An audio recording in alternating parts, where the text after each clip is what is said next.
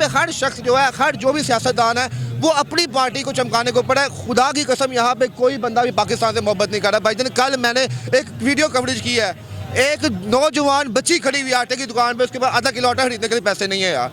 हमने यहाँ पे किसको ले क्या करें, हम किसके लिए यार? खान साहब के लिए दुआएं मांगे, मियाँ साहब की दुआएं मांगे, खुदा का वास्ता वो बंदा लेके आओ जो हमें रोटी दे। मैं कल यहाँ पे अपने बच्ची के पैम्पर के पैसे लेके आया, यहाँ मेरा चोरी हो गया आगे। हम किससे बुरा गए? हम जो खुद बुरे हैं यार, हम खुद गंदे हैं, हम खुद घटिया इंसान हैं। हम खान को क्या बोले, हम मियाँ नवाज शरीफ को क्यों बोले? हम यहाँ पे हम खुद एक किस्म को इंसान है, हमें आज तक तमीज़ नहीं आई हमें किस बंदे को आगे लेके आना है। सहाफ़ी बड़ा एक अजीम जो है, एक बड़ा रिस्पेक्टेबल डिपार्टमेंट है। अगर एक सहाफ़ी ऑनरिज्म से ये बताया जनाब, क्यों यहाँ पे आपको जियो न्यूज़ वाले नज़र नहीं आ रहे, क्यों आपको 24 न्यूज़ यहाँ पे नज़र नहीं आ रहा, क्यों आपको समय यहाँ पे नज़र नहीं आ रहा? क्योंकि देखिए हम लोगों ने सहाफ़ी भी 2 हिस्सों में बांट चुका है।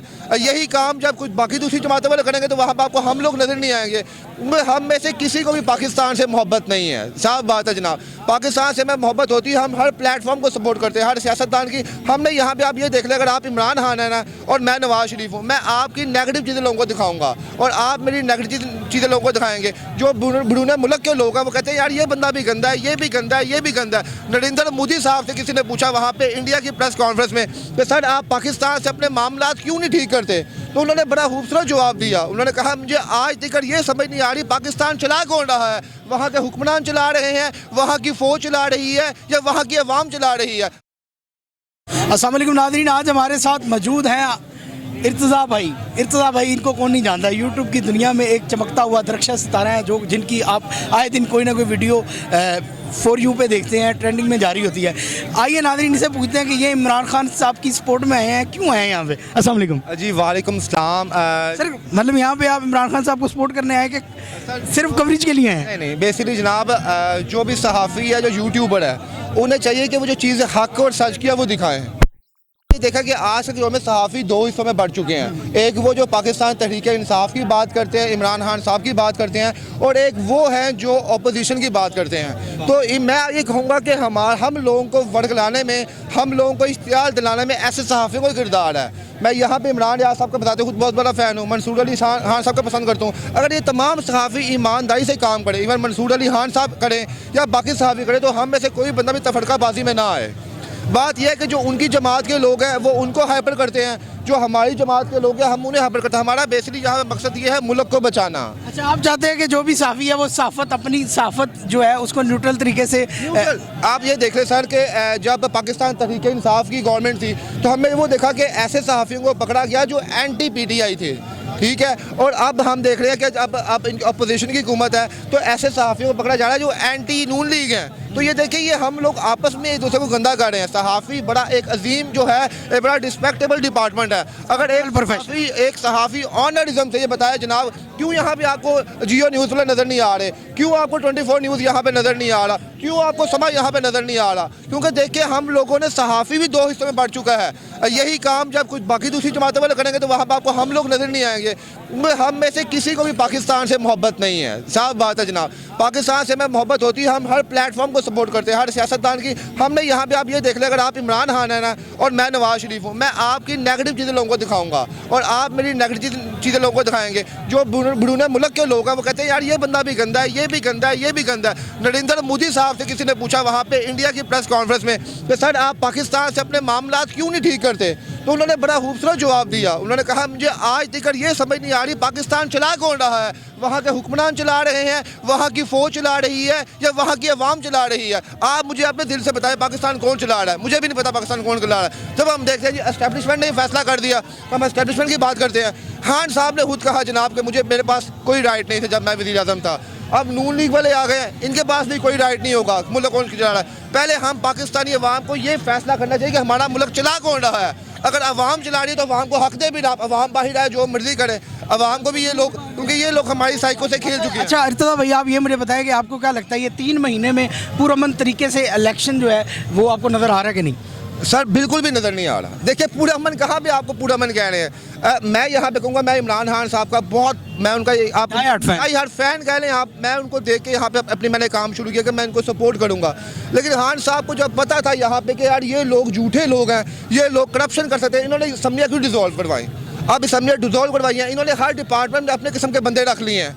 अब जब हर डिपार्टमेंट का आईजी चेंज हो जाएगा, यहाँ का नैब का बंदा चेंज हो जाएगा, यहाँ पे इलेक्शन कमीशन का बंदा चेंज हो जाएगा, तो आप किसके साथ लड़ेंगे? हाली अवाम किसके साथ लड़ेगी जाके? आप ये बताएं, आप कहाँ पे खड़े होंगे? आप अकेली जान है, आप जमान पार्क में खड़े होंगे, आप इलेक्शन कमीशन में खड़े होंगे, आप नैब में खड़े होंगे, कहाँ पे खड़े होंगे आप? अच्छा, फवाद चौधरी को जो गिरफ्तार किया गया है, इसको हम इंतकामी कार्रवाई कहें कि जी इंतकामी कार्रवाई है। आप अगर आप सहाफत को उठा के अगर आप देख लेना शुरू से थ्रू आउट, ये हर दौर में होती आई है। अहमद मीर साहब को भी गोलियां लगी। फवाद चौधरी तो वकील हैं मेरा ख्याल। उनको सिर्फ इस हक में बुलाया गया। देखिए हम लोग यहाँ पे क्या करते हैं, हम उस बंदे को क्रिटिसाइज करते हैं जो डायरेक्ट इदारों के खिलाफ बोलता है।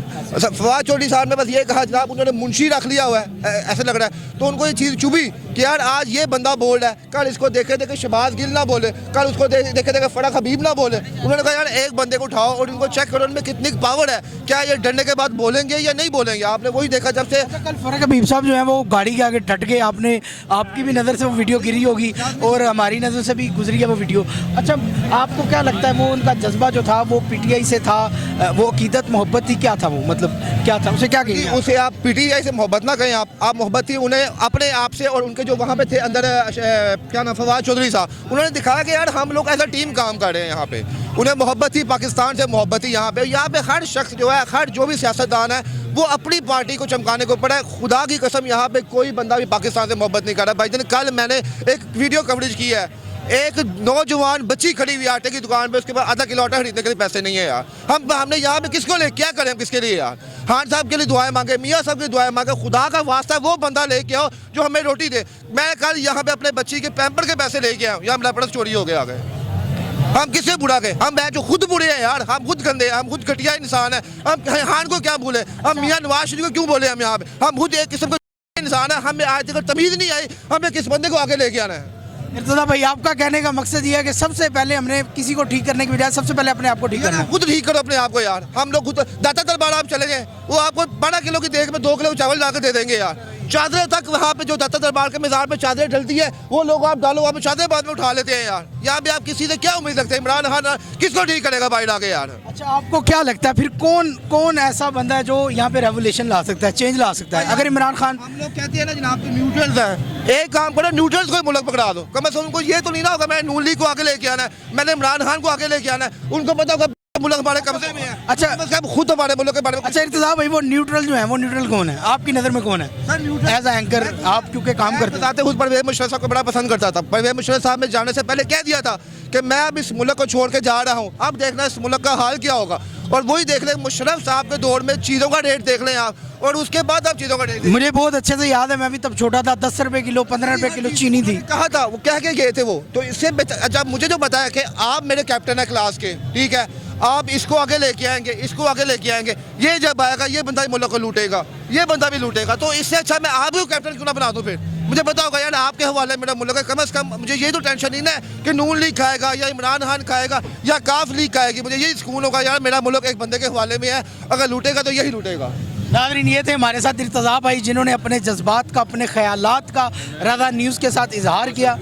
जी जी, तो बहुत बहुत शुक्रिया इर्तिज़ा भाई, आपने इतने पैशन एग्रेशन के साथ अपने जज्बात का इजहार किया, बहुत शुक्रिया। मेहरबानी सर। मैं यही दुआ को होऊंगा कि अल्लाह अज़्ज़वजल खान साहब को हिम्मत दे, तौफीक दे, और ऐसा हुक्मरान, अगर खान साहब हमारे मुल्क के लिए बेहतर है वो लाजमी आ गया है, क्योंकि हमें वो बंदा बेसिकली आप ये चाहते हैं कि अल्लाह ताला उसे आगे लेके आए जो हमारे मुल्क के लिए बेहतर, मुल्क के लिए बेहतर है यार। हमने अगर खान साहब अगर आ जाते हैं, एक बात है, ठीक है, आटा फिर भी 200 रुपये किलो हो जाएगा, तो हम भी खान साहब को आने का हमें क्या फ़ायदा? अगर नवाज शरीफ अगर आता है, आटा फिर भी 200 रुपये किलो, हमें नवाज शरीफ क्या फ़ायदा? इससे अच्छा तीसरा बंदा ना है जो आटा 50 रुपये किलो बेचे, हमारे लिए तो ये हीरो है ना फिर। चले तो वो मैंने बताया कंपैरेटिवली, अगर अब क्योंकि 3 मंथ तक इलेक्शन होने जा रहा है, MPs MNAs ने अपनी कमेने भी चलाना शुरू कर दी हैं, तो आपको फिर क्या नज़र आता है हमारा जो अगला वज़ीर आज़म है वो कौन होगा? यार अगर आप डिजिटलाइज देख लेना आप, तो इमरान खान साहब को, क्योंकि सोशल मीडिया उनकी बहुत स्ट्रॉन्ग है, उनकी मतलब लोग उनको बहुत फॉलो कर रहे हैं। लेकिन आप ये नजर आप जो हमारे न्यूट्रल्स थे जो यहाँ पे आप चले गए, हमारे उनका नाम तो मैं यहाँ पे नहीं लूँगा, उन्होंने यही कहा था जनाब हम ही इमरान खान को लेके आए थे, जो उनका एक स्टेटमेंट अपने पास स्टेटमेंट, मैं नहीं कह रहा हम कौन होते हैं, उन्होंने कहा था हम भी इनको लेके आएंगे। जो बड़े होते हैं ना, बड़े जो जागीरदार होता है ना, वो फैसला करता है पिंड किसने चलाना है। एक बात याद रखना, ना आप कह सकते हैं ना मैं कह सकता हूँ, जागीरदार का हाथ अगर आपके सर पे पड़ गया तो आप मुल्क के वज़ीर आज़म हैं, मैं आपको ये बता दूँ। क्या नाम है आपका जनाब? फजल अब्बास साहब, आज मैं कैमरे के सामने कह रहा हूँ, जगीरदार ने अगर आपके सर पे हाथ रख लिया तो आप अपने लगे वज़ीर आज़म। ना इमरान खान बनेगा, ना नवाज शरीफ बनेगा, ना चौधरी परवेज़ इलाही बनेगा, आप बनेंगे वज़ीर आज़म। बस ये समझ लें किसने बनना ये है। इर्तज़ा भाई के जज्बात थे, पैशन थे, ख्यालात थे जो उन्होंने रज़ा न्यूज़ के साथ शेयर किए। इर्तज़ा भाई बहुत शुक्रिया, आप आबाद रहें, खुश रहें और सच्चाई का साथ देते रहें। पाकिस्तान जिंदाबाद, पाकिस्तान जिंदाबाद। हमें पाकिस्तान के लिए वो शख्स चाहिए जो पाकिस्तान के लिए, और मैं खुदा से दुआ करता हूँ कि मेरे प्यारे रब मेरे उस शख्स को जिंदगी में ही कीड़ा डाल देना जिसने इस मुल्क के लिए बेईमानी की होगी, ताकि आमीन। तमाम लोगों के लिए इबरत हो कि इस शख्स मुल्क का गद्दार था। बहुत शुक्रिया।